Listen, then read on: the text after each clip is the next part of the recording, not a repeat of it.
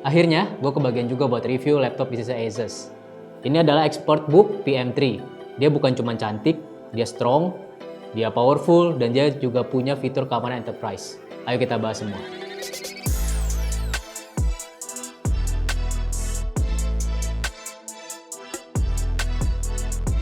Pertama pegang, gue langsung tahu kalau laptop ini bakal menyenangkan buat kita yang punya mobilitas tinggi. Dia punya dimensi yang compact, tebalnya cuma 1,8 cm dengan bobot 1,4 kg. Bodinya full aluminium, makanya pas dipegang-pegang tuh kerasa banget premiumnya. Warnanya juga cuma ada mist grey yang kayak gini. Gue suka warna grey-nya tuh cerah. Dia close ke warna silver. Dia juga punya finishing sandstone yang buat kayak ala-ala berpasir gitu. Laptop ini sangat mudah untuk dibuka menggunakan satu tangan. Katanya ini udah ciri khas laptop premium ya. Tapi Excel sendiri ini kerasa sangat premium. Dan Excel sendiri bisa direbahin sampai 180 derajat. Kalau kita lihat di sebelah kiri, di sini ada dua USB Type-C 3.2 Gen 2 yang support power delivery, display port sekalian menjadi port charger untuk laptop ini. Satu HDMI TDMS 2.1, satu USB tipe A 3.2 Gen 1, satu 3,5 mm combo jack audio. Di sebelah kanan, satu Kensington lock, satu LAN RJ45, dan satu USB-A 3.2 Gen 1. Buat dibawa-bawa, laptop ini lumayan effortless banget. Dia ringan, gampang dibawa dengan tangan, dan gak makan banyak ruang di tas kita. Laptop ini sudah tersertifikasi standar militer 810H dengan 24 prosedur pengetesan. Laptop ini juga sudah melewati pengetesan Asus Superior Durability. Apa aja tesnya bisa lihat di sini ya. Dengan ini ada dua hal yang teruji ya. Yang pertama dimensinya compact, jadi gampang dibawa kemana-mana. Yang kedua dia punya durabilitas yang strong. Terus gimana performanya?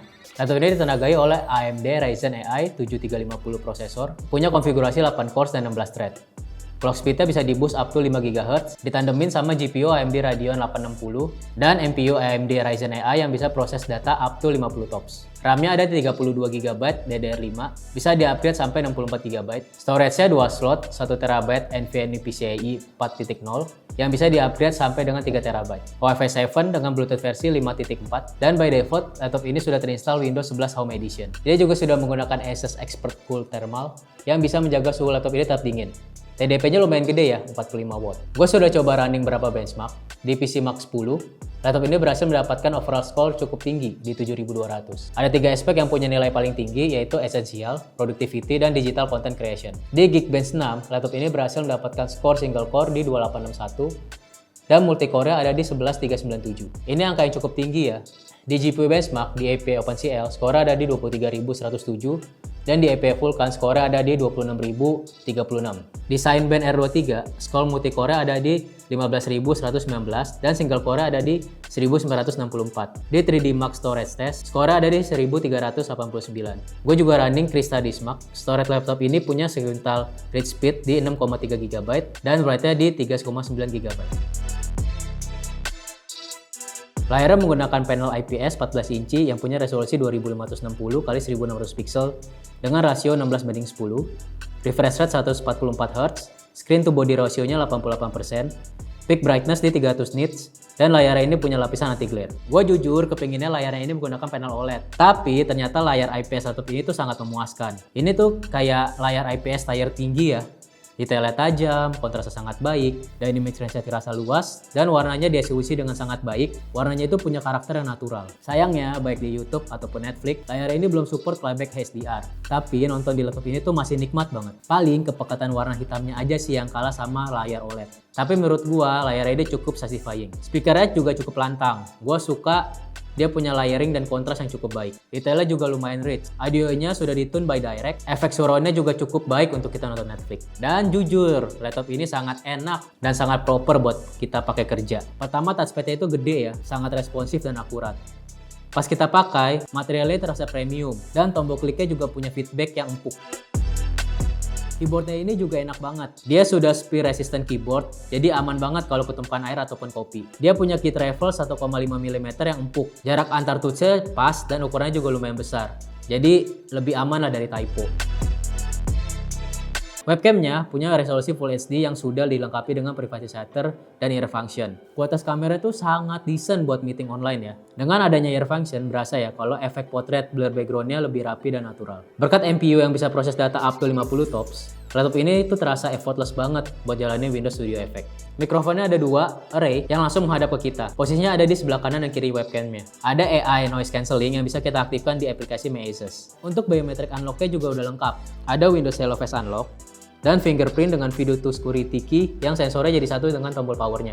Keduanya punya speed unlock yang cepat. Yang bikin dia beda sebagai laptop bisnis, yang pertama, dia sudah menggunakan Trusted Platform Module 2.0 atau kita biasa singkat TPM 2.0. Ini adalah sebuah chip sekuritas yang dipasang di motherboard untuk menyimpan data sensitif, jadi lebih aman menghadapi serangan cyber.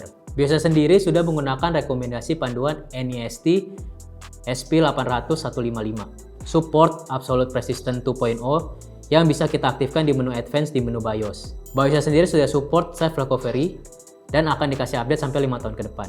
Dan laptop ini juga sudah didukung sama chip Microsoft Pluton. Yang ini chipnya terpisah dari motherboard, jadi beda dengan chip TPM 2.0. Sudah disupport juga sama Microsoft Secure Core PC, Microsoft Security Level 3, dan setiap pembeliannya akan mendapatkan 1 tahun free McAfee Plus Premium.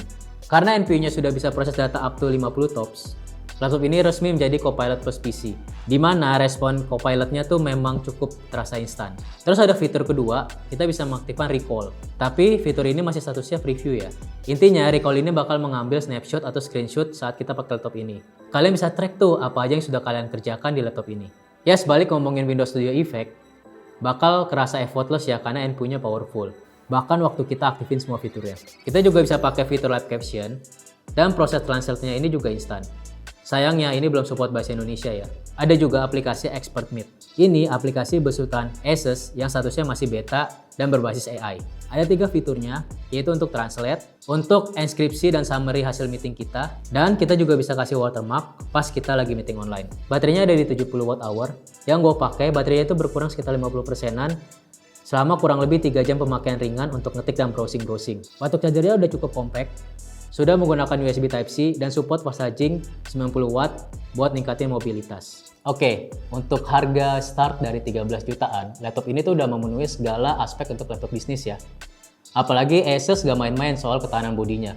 Dia juga kasih 3 tahun international warranty dan 1 tahun accidental damage protection. Jadi nih, kalau kalian punya bisnis yang skala cukup besar, bolehlah laptop ini diajuin ke purchasing kalian.